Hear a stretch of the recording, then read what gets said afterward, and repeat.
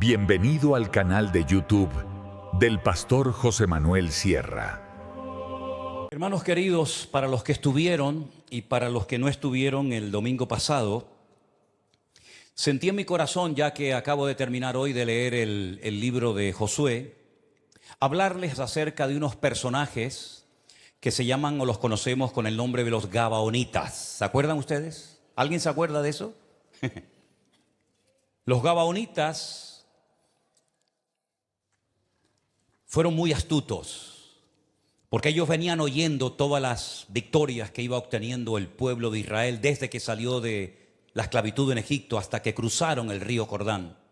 Cómo habían vencido reyes, cómo habían conquistado ciudades y cómo se estaban, apropiando del territorio que el Señor les había prometido dar a ellos y a su descendencia.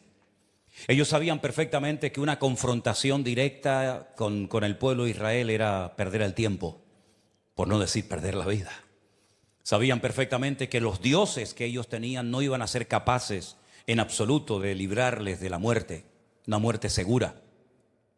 Y tarde o temprano ellos también iban a caer como cualquier otro enemigo. Entonces lo que hicieron fue renunciaron a su libertad como pueblo, a su identidad como pueblo, y se fingieron ser habitantes de un pueblo muy, pero que muy lejano. Se disfrazaron, organizaron todo un plan extraordinario que, por cierto, les salió muy bien, y fingieron que venían de lejanas tierras y lograron engañar a Josué, haciéndole creer que ellos no vivían cerca de ellos, sino que vivían en una tierra muy lejos y por lo tanto no había que temer hacer un pacto, hacer una alianza, hacer una amistad con un pueblo que vivía a miles de kilómetros. Sin embargo, el pueblo de Israel, dice la Biblia, que por no haber consultado a Dios, el enemigo se les metió en casa. Pero ya era demasiado tarde. Se dieron cuenta de que eran de Gabaón, una población relativamente cerca de donde ellos estaban acampando. El resto de sus vidas vivirían como extranjeros en medio del pueblo de Israel y se dedicarían a cortar leña y a traer agua de los pozos para que el pueblo de Israel siempre tuviera leña y tuviera agua, sobre todo en el servicio de los sacerdotes, primeramente en el tabernáculo en Shiloh y posteriormente en el templo de Jerusalén. Por una parte fue una humillación, porque te convertiste en un esclavo para salvar la vida, pero por otra parte adquiriste el privilegio de poder estar cerca de los sacerdotes, del templo, de la casa de Dios, el resto de tu vida, tanto los que estaban allí como su descendencia. Pasaron de ser enemigos del pueblo de Israel a ser siervos del pueblo de Israel, como aguadores y leñadores, pero al fin y al cabo eso es lo que ellos querían, salvar su vida.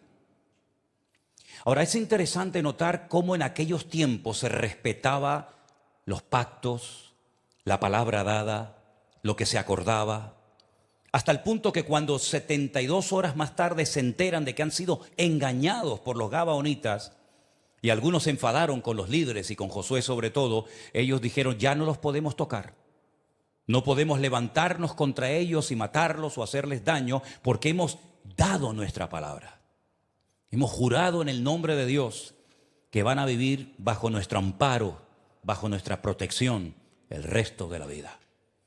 Tiempo más tarde los enemigos y los reyes que rodeaban al pueblo de Israel, al enterarse de este pacto que hicieron los Gabaonitas con el pueblo de Israel, se unen para atacar y destruir a los Gabaonitas.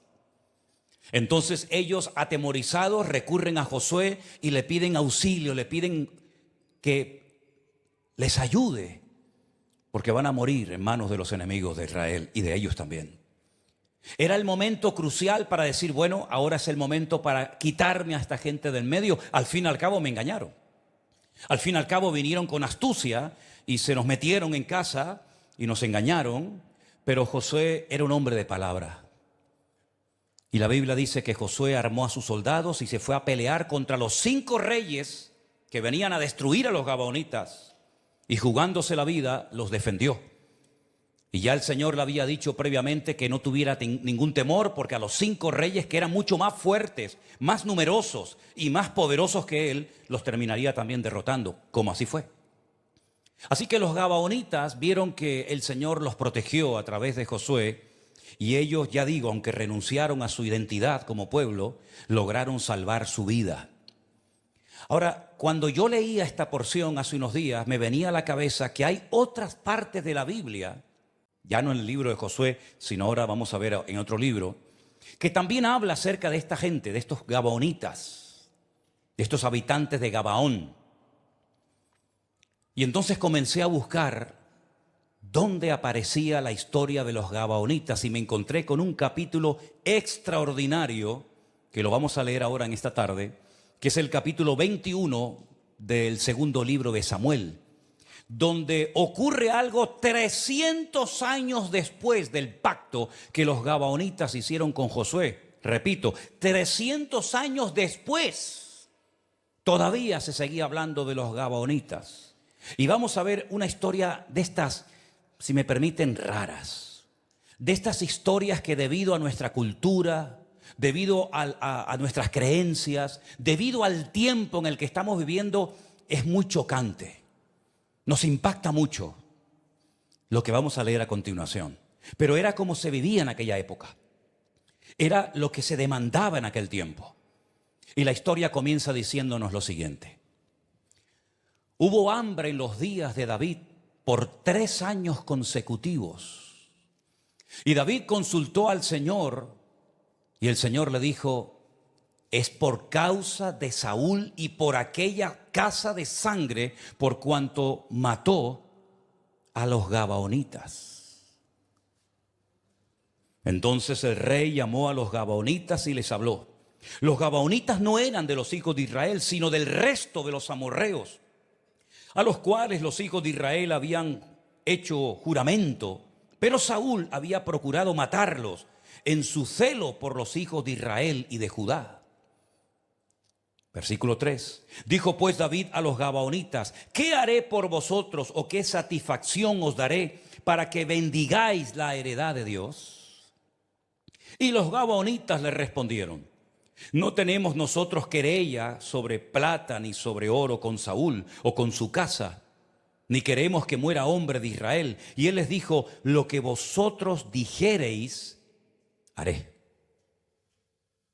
Ellos le respondieron al rey, de aquel hombre que nos destruyó y que maquinó contra nosotros para exterminarnos, sin dejar nada de nosotros en todo el territorio de Israel, désenos 7 varones de sus hijos, para que los ahorquemos delante de Dios en Gabaa de Saúl, el escogido de Dios.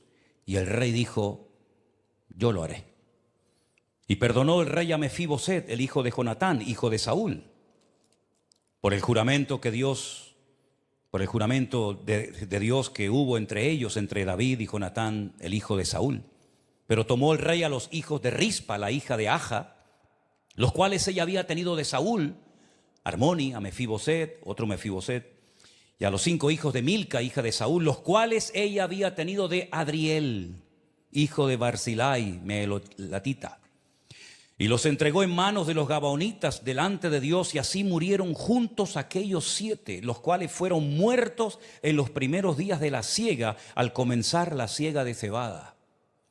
Entonces Rispa, hija de Aja, tomó una tela de cilicio y la tendió sobre el peñasco desde el principio de la siega hasta que llovió sobre ellos agua del cielo, y no dejó que ninguna ave del cielo se posase sobre ellos de día, ni fieras del campo durante la noche. Y fue dicho a David lo que hacía Rispa, hija de Aja, concubina de Saúl. Entonces David fue y tomó los huesos de Saúl, los huesos de Jonatán su hijo, de los hombres de Jabes de Galaad, que los habían hurtado de la plaza de Bet-San, donde los habían colgado los filisteos cuando los filisteos mataron a Saúl en Gilboa. E hizo llevar de allí los huesos de Saúl y los huesos de Jonatán su hijo, y recogieron también los huesos de los ahorcados. Y sepultaron los huesos de Saúl y los de su hijo Jonatán en tierra de Benjamín, en Cela, en el sepulcro de Cis su padre, e hicieron todo lo que el rey había mandado. Y Dios fue propicio a esto. ¿Cuántos dicen amén? No me digan a mí que no es una historia rara y chocante. 300 años después del juramento del pacto que los gabaonitas habían hecho con Josué, o Josué había hecho con ellos, ocurre algo que afecta a toda la nación. Hay cosas que nos afectan a nosotros a título personal, pero hay otras cosas que por vivir en un país, digamos España, Venezuela, Colombia, Estados Unidos, lo que sea, nos afectan colectivamente a todos. Aunque nosotros no tengamos culpa ni nada que ver con esa decisión, pero nos afectan como ciudadanos o habitantes de ese país. Saúl había muerto hacía ya muchos años, pero había hecho algo incorrecto. En vez de haber matado a quien tenía que matar, que era Amalek, ¿se acuerdan? Lo perdonó y resulta que se levanta y hace guerra y mata a descendientes de los gabaonitas, cosa que nunca tenía que haber hecho. En un celo desmedido, en una limpieza étnica que quería hacer del país, dice, bueno, estos no son de nosotros, vamos a eliminarnos y los quitamos de en medio. Y se equivocó. Y tiempo más tarde, cuando este rey muere, que fue por cierto un desastre, y ya hay un nuevo rey, el rey David, resulta que se da cuenta de que ya llevan 3 años de hambruna seguida. Y mi pregunta es, ¿por qué David tardó tanto tiempo en consultar a Dios qué es lo que estaba pasando en el país? Todo un año de hambre, segundo año de hambre. Y él no ora ni consulta a Dios nada, sino que acepta como algo, entre comillas, normal, que el país no levante cabeza. Pero al tercer año ya David dijo, no, esto no es normal. Esto no es normal que sembremos y apenas cosechamos.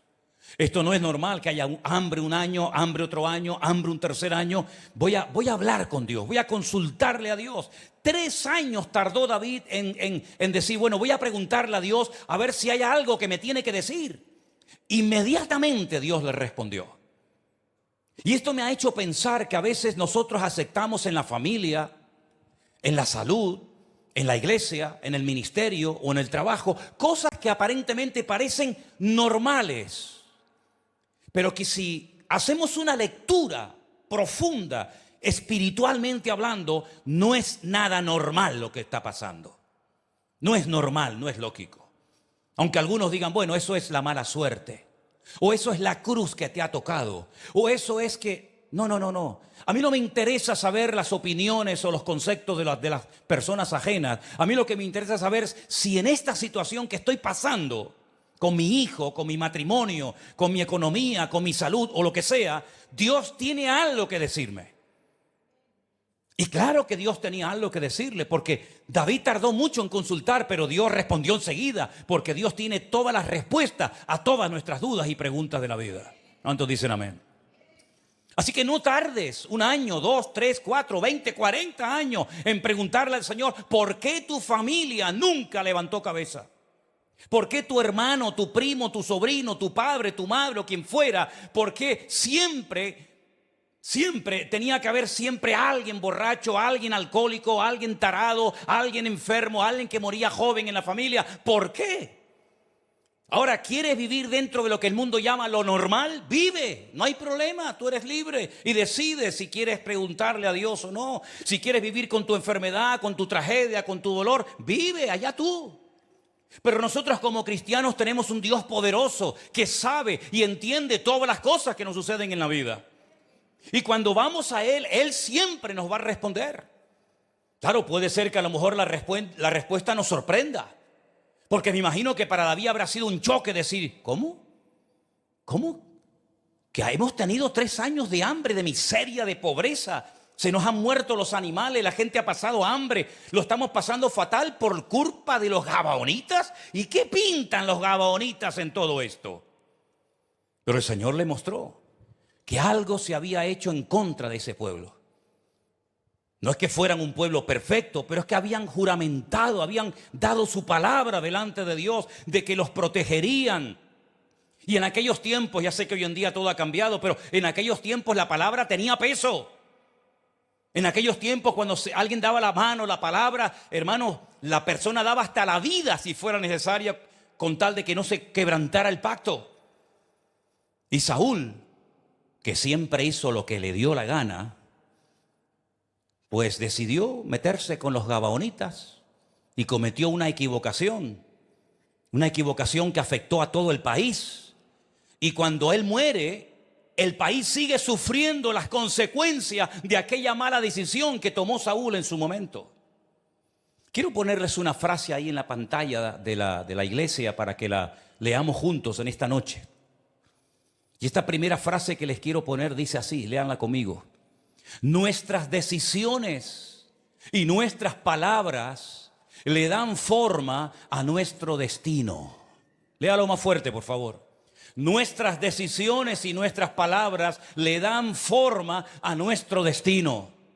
Ya sé que no es un versículo bíblico, no le voy a decir, digan amén, porque sería querer darle espiritualidad a una frase que se me ocurrió. Pero si tú observas lo que es tu vida hoy en día, mira, es más, para entender tu presente tienes que conocer tu pasado. Porque hay cosas del pasado que te están afectando en la actualidad. Y ahí viene la segunda frase, que también se me ocurrió y te la quiero compartir. Y la frase dice, que Dios usa nuestros errores y nuestras decisiones imperfectas para cumplir sus propósitos perfectos, yo añadiría. No todo lo que hiciste en el pasado no trajo repercusiones en tu presente o en el futuro. Claro que Dios perdona y olvida, por supuesto. Pero a veces las consecuencias del pecado te van a acompañar toda tu vida. Hemos conocido a muchos jóvenes, a muchos amigos, a muchas personas que se convirtieron al Señor, que por haber estado toda la vida en la droga, terminaron destruyendo su salud.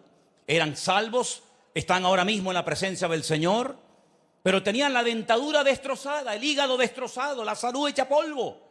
Porque aunque el Señor los perdonó y el Señor les dio una nueva oportunidad, las secuelas que quedaron en lo físico y a veces también, como no, hasta en lo mental, les persiguieron toda la vida. Antes de ayer estaba tomando un café con Anderson y con un señor de aquí del barrio, aquí en la cafetería de al lado, y apareció una chica que la conozco desde que tiene 15 años. Y creo que ha cumplido, si no recuerdo mal, 46 o 47 años. Calculen ustedes los años que conozco a esta muchacha. Cuando teníamos una iglesia hace muchos años en otra parte de la ciudad, ella comenzó a venir con su novio, comenzó a venir con su madre, comenzó a venir con su padre, pero la droga ya se había metido dentro del corazón de la familia. Y la droga no solamente destruye a quien la consume, sino que a veces afecta a toda la familia entera. El padre murió, la madre murió. Y esta muchacha, que era una chica bonita, una chica linda, apareció hace muy poquito tiempo nuevamente por aquí, por nuestra iglesia. Y mientras tomábamos café me dijo, ¿me puedo sentar? Y se sentó con nosotros, ¿verdad, Anderson? Y me dice, vengo a pedirte ayuda. Me quiero ir a un centro a rehabilitar, a dejar las drogas. Ayer nos levantamos muy temprano a la mañana, la llevamos al aeropuerto y se ha marchado a Valencia, a un centro de rehabilitación, donde les pido por favor que oren por esta muchacha que se llama Carolina. Ella me ha pedido que pida oración a la iglesia para que el Señor le transforme y le cambie la vida. Pero a veces cuando ves a una persona cómo la droga lo ha ido deteriorando, tú dices, Dios mío, ¿cómo era esta mujer? ¿Cómo era este chico? Fuerte, atleta, deportista, guapos, fuertes, y los ves destrozados completamente. O cuando, por ejemplo, has tenido una relación extramatrimonial, Dios te ha perdonado, tú has dejado tu mala vida, pero hay un chiquitín que por ahí corretea, que te va a recordar toda tu vida aquel desliz que tuviste. Porque aunque Dios perdona y olvida, a veces las consecuencias del pecado nos persiguen durante toda la vida. Y eso fue lo que pasó con este personaje llamado Saúl. Él muere, él atacó, él mató, él hizo daño a los gabaonitas y desapareció de la escena de la historia. Pero ahora David se encuentra con una situación a nivel nacional que menos mal que consultó con el Señor y menos mal que obtuvo respuesta de parte de Dios, porque si no, en vez de tener 3 años de hambre, podían haber tenido 40 años de hambre. ¿Y cuántos problemas se podían haber evitado si hubiéramos consultado al Señor? Y en vez de aprender a base de palos y de errores y de equivocaciones, hubiéramos aprendido desde el primer momento los principios y valores que el Señor nos enseña en su palabra. Y David dice, bueno, ¿cómo podemos arreglar este problema nacional? Porque todos estamos pasando hambre, porque todos nos hemos visto afectados por el pecado de este rey llamado Saúl, que ya está muerto, ya no vive entre nosotros, pero que a mí me ha tocado ahora arreglar esta situación. Y esto es un problema de una justicia retributiva, esto hay que arreglarlo de alguna manera. O nos quedamos como estamos y que cada uno, como dicen por ahí, sálvese quien pueda.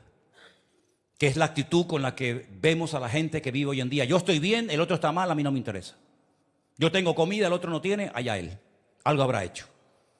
David es un hombre solidario, David es un estadista, es un hombre que tiene visión de un país. Y él dice, no, mi país no puede seguir en esta línea. Yo tengo que pararme y ver y consultarle y preguntarle al Señor cómo podemos salir de este embrollo, de este lío en el cual nos hemos metido sin querer.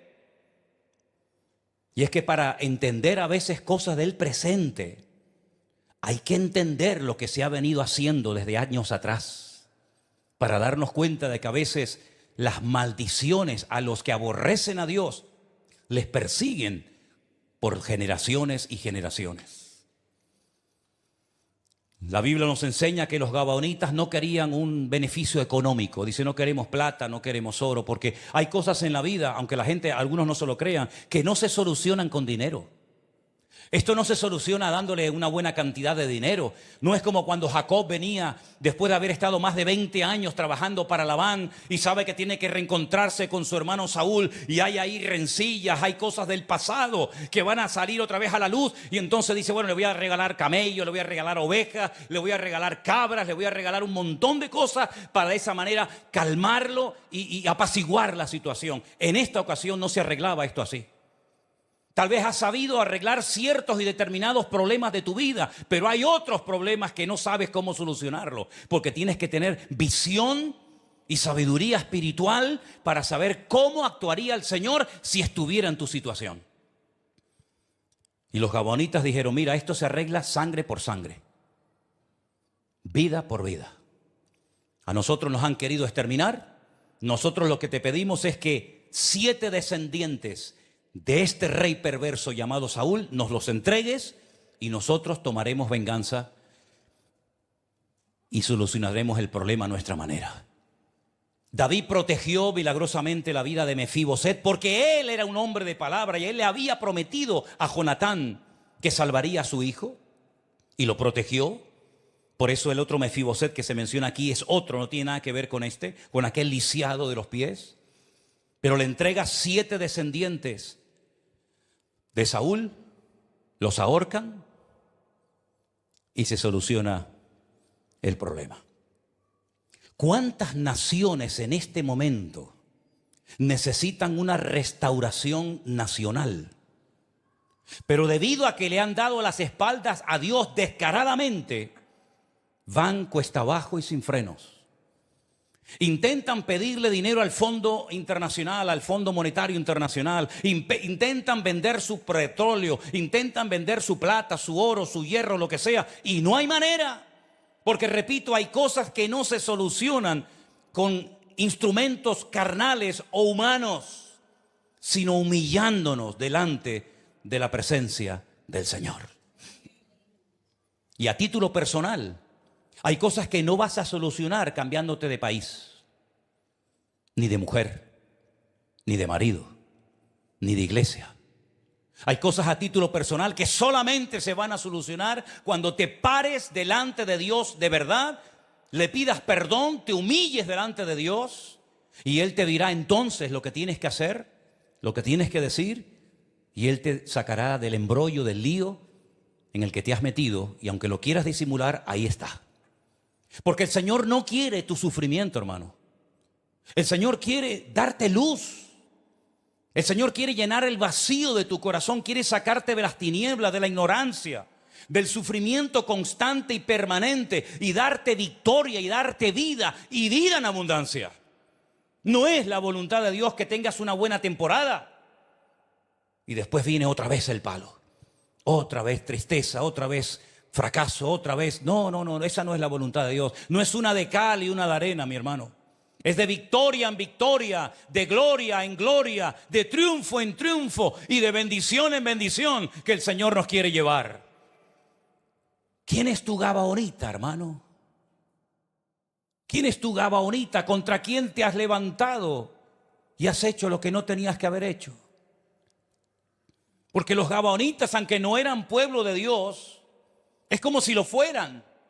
Porque estaban en contacto directo con los sacerdotes. Aprendieron el monoteísmo, aprendieron cómo se hacían los sacrificios, aprendieron cómo se ministraba en el templo, en el tabernáculo. ¿Por qué? Porque vivían cerca del servicio a Dios. Y eran intocables, no se les podía tocar. Y la Biblia nos enseña que en la vida hay cosas que no se pueden ni mirar, ni desear, y mucho menos tocar. ¿Se acuerdan ustedes cuando Dios le dijo a los primeros padres, a Adán y a Eva, no comas, no comas? Bueno, Satanás después cambió el argumento y le dijo, no toques. Pero eso no lo dijo Dios. Dios dijo, no comas. Y comieron y ya saben las consecuencias que vinieron. Es decir, hay consecuencias, queridos hermanos, de ciertos y determinados pecados que te pueden acompañar todo el resto de tu vida. Hasta que te paras delante del Señor, te humillas, le pides perdón a Él y entonces Él es el único que te puede restaurar y volver a poner en primera línea. ¿Para qué? Para que sirvas al Señor con integridad. ¿Te acuerdas del hijo pródigo?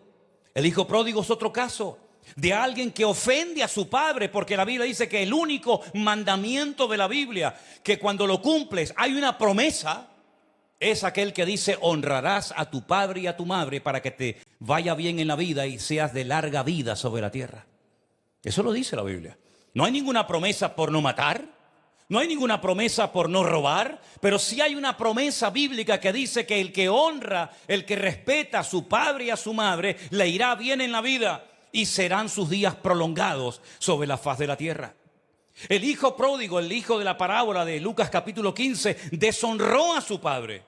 Le exige a su padre, dame la parte de los bienes que me corresponde. Y dice que después de algunos días se va lejos y vive perdidamente. Lo que con tanto sacrificio ganó su padre, lo gasta en cuestión de semanas o en cuestión de poco tiempo. Al final termina comiendo con los cerdos.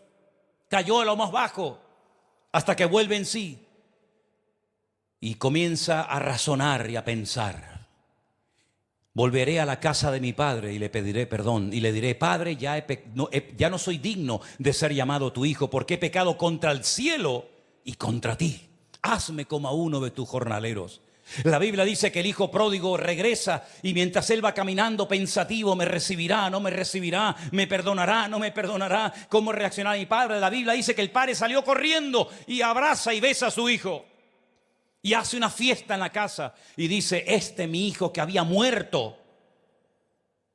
Hace falta hacer una fiesta por todo lo alto para que todo el mundo sepa que mi hijo viene arrepentido. Pero ahí entra un proceso de restauración. Hay que darle un vestido nuevo porque el que viene es un desastre. No representa dignamente a su padre. Hay que poner calzado en sus pies, hay que poner un anillo en sus manos para que pueda volver a firmar documentos y demostrar que él realmente es mi heredero. Hay que matar el becerro gordo. En otras palabras, hay que hacer fiesta.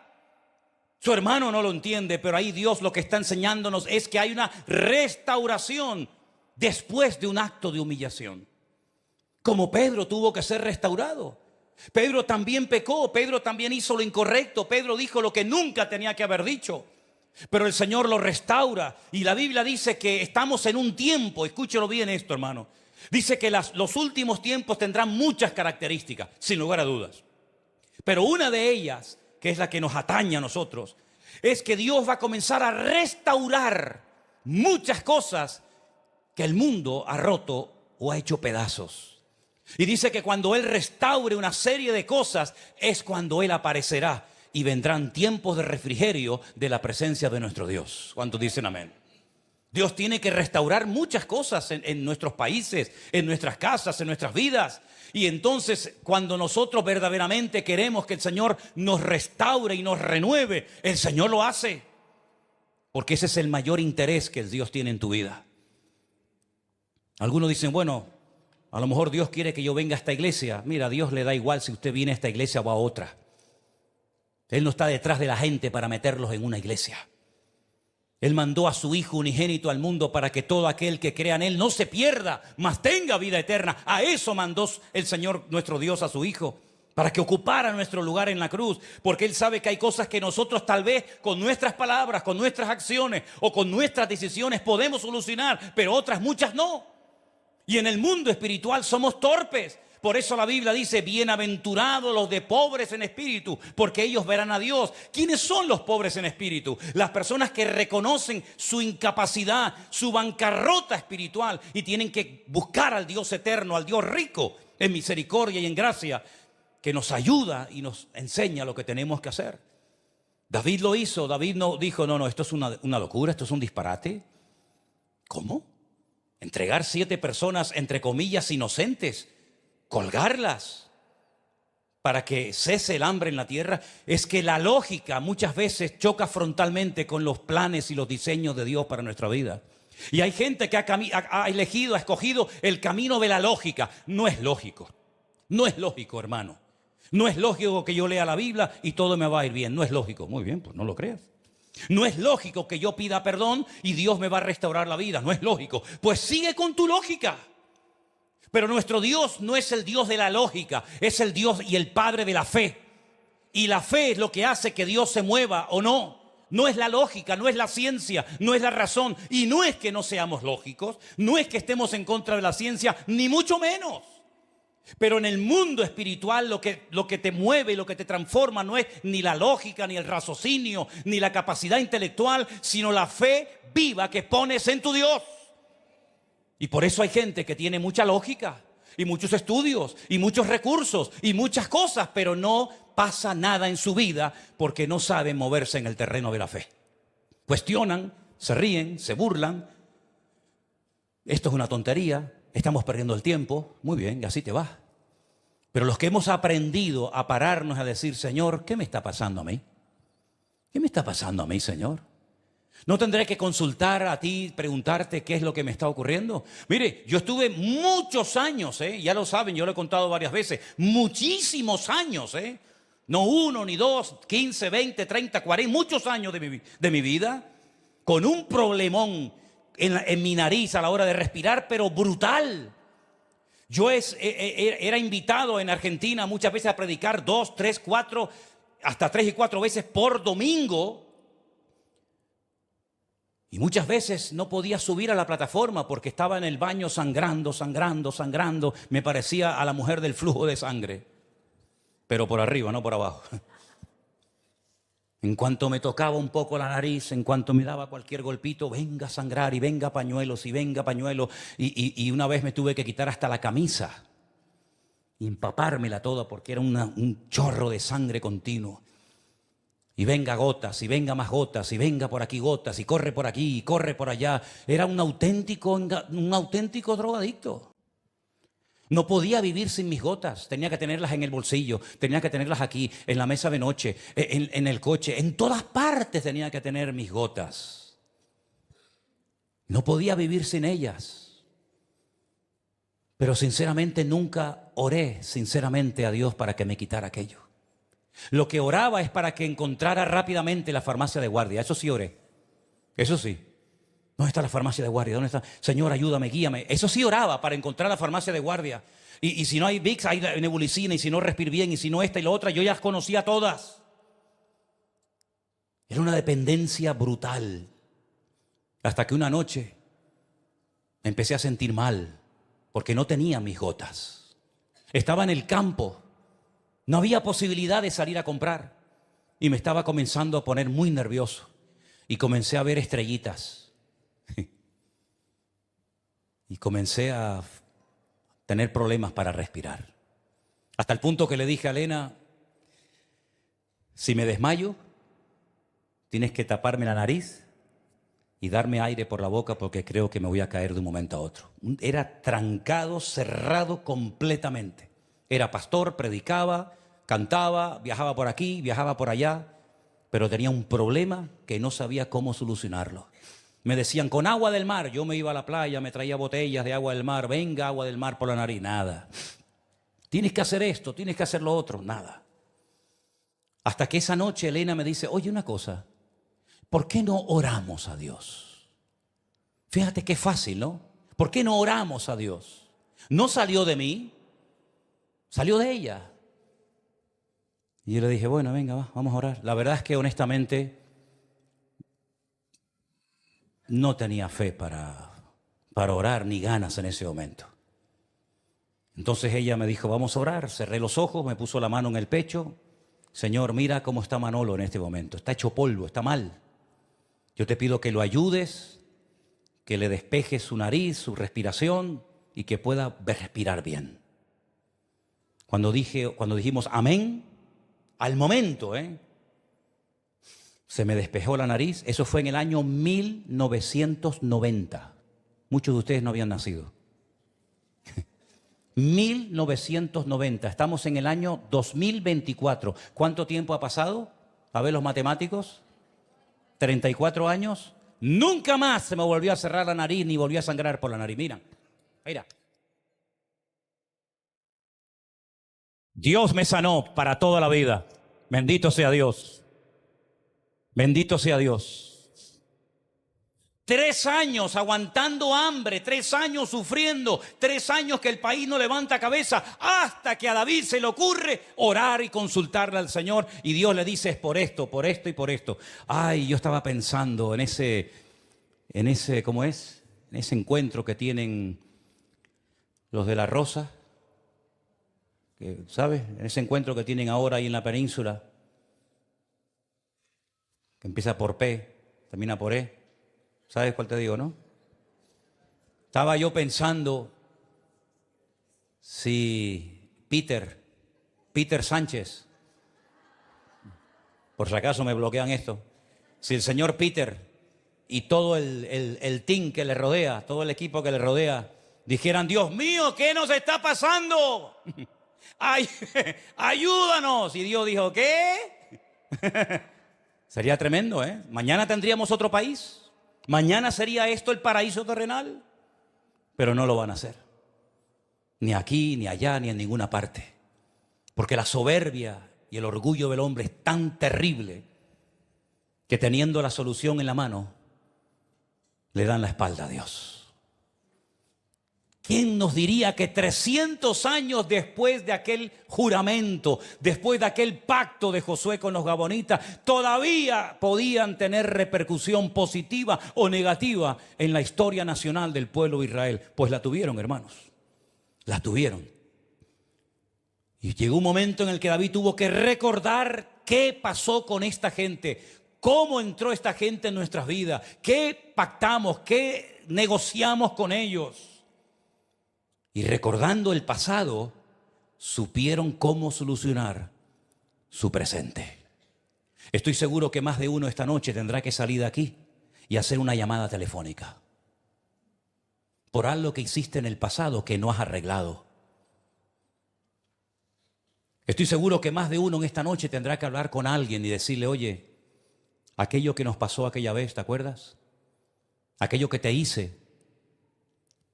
Vamos a solucionarlo, vamos a volver a poner paz y a poner equilibrio. Porque hay cosas que no solamente se arreglan hablándolas, sino actuando, haciendo cosas concretas. Y te pongo un ejemplo más. El jefe de todos los recaudadores de impuestos de Israel era un judío, un traidor para muchos. No solamente era un publicano, un recaudador de impuestos para el imperio romano, era el jefe de toda Hacienda, era el jefe de toda la recaudación de impuestos en la época de Jesús. Y se llamaba, Mateo no, se llamaba Zaqueo. Mateo era un empleado de Zaqueo. Zaqueo era el jefe de Mateo. Que estaba en la calle cogiendo los impuestos era Mateo, pero el que estaba en la casa llevando las cuentas era Zaqueo. Y dice que era muy pequeño de estatura, quería ver a Jesús pero no podía, hasta que se suba a lo alto de un árbol sicómoro, muy fácil de trepar desde abajo. Y de entonces dice que el Señor, al pasar por debajo del árbol, le dice, Zaqueo, baja, desciende, hoy yo quiero comer en tu casa. Claro, al momento comenzaron las críticas. Al momento comenzaron la gente a decir, ¿cómo? ¿Se va a meter en la casa del jefe de los publicanos? ¿Pero qué está haciendo este hombre? El Señor se sienta a la mesa y no dice nada. Pero hay un momento, dice la Biblia, de justicia retributiva o restaurativa, según como veas, que Zaqueo se pone en pie y dice algo tremendo. Solamente la presencia del Señor en el hogar trajo esta convicción a la vida de Zaqueo. Señor, si en algo he defraudado a alguno, ¿qué dice? Se lo devolveré cuadruplicado. Y a partir de ahora tomo la determinación de que la mitad de mi patrimonio se la daré a los pobres. ¿Qué tiene que ver el devolver algo cuadruplicado? Porque él era judío. Él era conocedor de la ley y él sabía perfectamente que en la ley de Moisés estaba escrito que cuando una persona robaba algo a alguien, no solamente tenía que pedirle perdón, sino tenía que pedirle perdón, tenía que devolver lo que había robado y 4 veces más para demostrar que realmente estás arrepentido. Es lo que dijo Juan el Bautista: haced frutos dignos de arrepentimiento, demostradme que estáis arrepentidos. ¿Y cómo se demostraba que una persona realmente estaba arrepentida? Dando algo que te duele, algo que va más allá de lo que haría cualquier persona. Toma la oveja, ya está, ahí te la quedas. No, me das mi oveja y me das 4 más. Eso decía la ley. Y entonces el conocedor de la ley se levanta y dice: devolveré cuadruplicado a todo el mundo que le he robado. Claro que le has robado a mucha gente, querido. Ya lo creo que le has robado a mucha gente. En vez de pedir 100, pedías 1000 y el resto te lo metías en el bolsillo y le hacías creer a los romanos que solamente habías recogido eso. Claro que estás viviendo una vida de chanchullo, de mentira, de manipulación, de presión, extorsionando a la gente. Ya es hora de que cambies, pero no de dientes para afuera, sino que cambies de verdad. Y entonces cuando Zaqueo dice eso, Jesús se levanta y dice aquella palabra que ustedes conocen perfectamente: hoy ha venido la salvación a esta casa, por cuanto él también es hijo de Abraham. Hasta que no dijo esas palabras Zaqueo y hasta que no estuvo dispuesto a restituir lo que había robado con creces o con intereses, el Señor no dijo: la salvación ha venido a esta casa. ¿No será que hay bendiciones retenidas encima de tu cabeza porque no has hecho la parte retributiva que tenías que haber hecho hace años? ¿No será que hay flecos por ahí sueltos y quieres empezar a construir sobre ruinas sin restaurar previamente lo que has roto? El único que es capaz de restaurar lo que hemos roto es el Señor. Y si clamas al Señor, Él te va a dar la sabiduría y la valentía para hacer lo que sabes que en este momento Dios te está diciendo en tu corazón que es tiempo de hacerlo. 7 varones, váyanse con esta gente y que Dios los bendiga. Y dice la Biblia y termina la historia diciendo: y Dios fue propicio a la tierra después de esto. No enfermes tu tierra, no enfermes tu vida, no enfermes tu mente y tu relación con el Señor por no hacer la parte que te corresponde hacer. El precio de la restauración fue sangre. Claro, sin derramamiento de sangre de aquellos 7 inocentes no iba a cambiar nada. Como muy caro fue el precio para restaurar nuestra vida, le costó a Cristo nada más y nada menos que derramar su sangre en la cruz del Calvario. El precio de nuestra vida, de nuestra restauración, fue elevadísimo. No lo podíamos nunca pagar. Pero gloria a Dios, que el Rey de Reyes y el Señor de los Señores se humanó, se encarnó, habitó entre nosotros y vimos su gloria. Y Él pagó el precio altísimo por la restauración de mi vida. Y ahora podemos volver a tener comunión con el Padre a través de la sangre de nuestro Señor Jesucristo. ¿Cuántos dicen amén? Cierra tus ojos ahí donde estás en esta noche. Piensa, medita, reflexiona en esta historia tan interesante, donde vemos que aquella violación de aquel pacto que se había producido en la época del rey Saúl, la tuvo que solucionar David en su época. Y tenemos que pedirle al Señor que nos dé la sabiduría necesaria para saber cómo resolver las injusticias históricas, para saber a quién tenemos que pedirle perdón, para saber a quién tenemos que volverle a darle el honor que le robamos. Ayúdanos, Señor, a restaurar, a ser restauradores, Señor, pacificadores, Señor. Ayúdanos, Señor, a solucionar estos problemas de respeto, de honra, de compromisos humanos. Ayúdanos, Señor, a entender las cosas y a verlas como tú las ves, Señor. Y gracias a la sangre de Jesucristo, nuestro Hijo, tu Hijo amado, nuestro Salvador, podemos tener la restauración de mi alma. Gracias, Señor Jesús, por la salvación en Cristo Jesús, mi Señor. Gracias, Padre. Los gabonitas pedían un sacrificio. La humanidad necesitaba de un sacrificio perfecto, como fue la sangre de Jesucristo. Y gracias a la sangre derramada de Cristo que hoy hemos recordado en esta última Santa Cena del año, tú y yo hemos sido restaurados y puestos en primera línea por nuestro Dios. Si en esta tarde entre nosotros hubiera alguien que no ha sido perdonado, restaurado por la sangre de Jesús, hágalo hoy, en este último mes del año, en este domingo que el Señor te ha traído a este lugar. Acérquese al Señor, al que sabe restaurar y perdonar vidas, y dile: Señor, perdóname y límpiame con tu preciosa y poderosa sangre, Señor Jesús. Aleluya. Gracias, Señor. Recibe toda la gloria y la honra, mi Señor, en el día de hoy. Aleluya. Amén. Amén. Amén. Gracias, Señor Jesús. Estos mensajes, este tipo de mensajes como el que usted ha escuchado en esta noche, usted puede comprobar por sí mismo que son mensajes que nos llevan a un compromiso, a una acción. No son mensajes para engordar la cabeza o el corazón o para entretenerles. Son mensajes que nos llevan a tomar un compromiso. Y es que la vida cristiana es un compromiso, una decisión detrás de otra. Yo espero y anhelo, y así se lo he pedido al Señor, que todas las decisiones sabias que tienes que tomar durante esta semana las tomes con valentía. Y el Señor te va a respaldar. No tengas miedo. Miedo tienes que tener de no hacer la voluntad de Dios.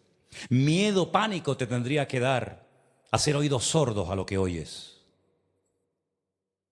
Pero miedo de hacer la voluntad de Dios, ninguna, jamás. Al contrario, tienes que estar deseando que termine la reunión hoy para comenzar a hacer tu parte para que el Señor no pare de sorprenderte. Y créete lo que te voy a decir ahora. Cuando algo se restaura, es una bendición espectacular.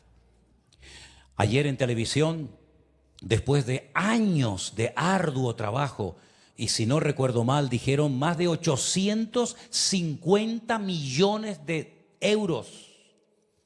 Abrieron nuevamente las puertas de la famosa catedral o iglesia de Notre Dame en Francia. ¿Se acuerdan ustedes la imagen terrible cuando vimos aquel pináculo, aquella iglesia de siglos, quemada, destruida así, en cuestión de minutos?